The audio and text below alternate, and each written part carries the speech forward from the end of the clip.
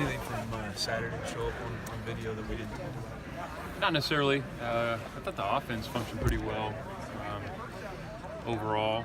And the quarterback play, I thought they did a pretty good job of getting the ball to the right guys. And as a team, kind of some of the same things we talked about Saturday was just be able to focus and keep the focus throughout longer practice like that.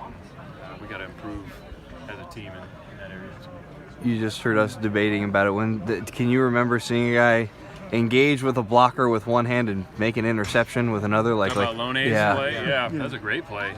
Somebody mentioned Ray from last year against Washington State. Yeah, maybe that one. It happens from time to time, usually on screen. Yeah. So, yeah, that was a great play. How often in camp has Lone done something like that stands out? Lone's been noticeable just in the 11-on-11 when it goes, especially once we put the pads on. He's still got a ton to learn, but he plays with such a good motor and he's got good strength. And so we're really excited about him. He's just still got a long way to go in terms of learning, but his effort and the want to is definitely there, and you see him flash from time to time on the tape, and that's a good sign. Coach Tuioti said you're putting him with the ones so that he can get as many reps as possible. Is that just so that he can learn at an accelerated rate? Yeah, and again, I'd be cautious of taking too much stock in the ones and the twos right now. We rotate a bunch of them. We're making sure he gets as many reps as anybody else. That way he can get caught up as fast as possible. So.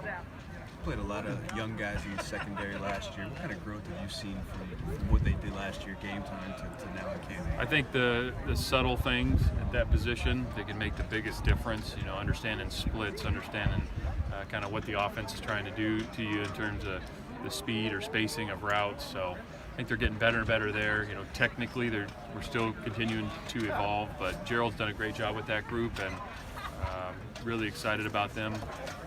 Working together. I think they're communicating well together, and that's important. So. You got Ashton back and running a little more in practice, and he flashed a bit today. How has he been coming off his track season? Good, yeah, and he's still involved there. Ashton loves football, and so sometimes when you kind of hear the term track guy, that plays football, Ashton's a football player that runs track, and he's really, really good at it. But he loves being out here, and we're kind of we were working him back into some of the things that he hadn't been doing. So it was great to see him out there again in the 11-on-11. And you noticed a couple of the plays he made today. He's got great athleticism. So he's still a really young player. I mean, he hasn't, his football background isn't extensive. And so he's still learning a lot, but cares a lot, and he's got a lot of tools to work with. So. Chris Palmer, is he limited in what he can do out here? Yeah, we'll be getting more and more out of him as we finish spring ball. You think he'll be a full participant by the spring game, or? We'll see. In the same vein, how about the Ziande Johnson? I noticed him doing some individual work. Is he kind of that same track? Yeah, we'll see. We'll see as we finish spring ball. Both will be out involved more and more throughout the rest of spring. But the trainers and doctors will make sure that they're looked after, and we'll use them in what we can, and the rest of it will be on the side. You're a little thin at nose guard, and now with Palmer, do you slide defensive ends in there sometimes? Yeah, we'll do that. We'll put some guys who are traditionally play the 4-eye or the end position, put them in there, and it's good for them to bang around a little bit. So. Who in particular? Any of them. I mean, anybody that goes to the defensive line meeting room might line up at nose guard. So. Except for Coach Tuioti. Maybe we'll put him in there. He's got the build. Does he have eligibility left? I don't know. We better check on compliance.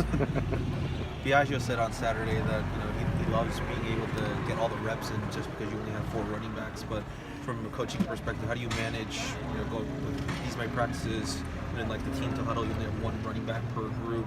How do you manage those reps and how to keep them fresh? Just we keep a count on them, and we got people who we manage, obviously look at their reps and then how much they're running and moving, so we have a good idea of where their ceiling is and how much they should be working. So we got a close eye on that. Our strength and conditioning staff, they do a great job of that. We have in the catapult system, GPS, we use that as a resource as well. So, what do you think of Netherda today? Yeah, it showed up some.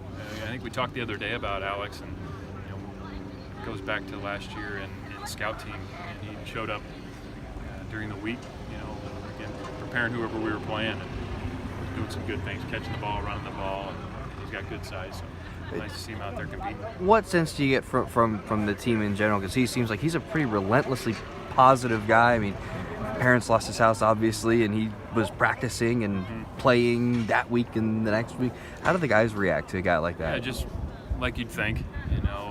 He's an extremely positive guy.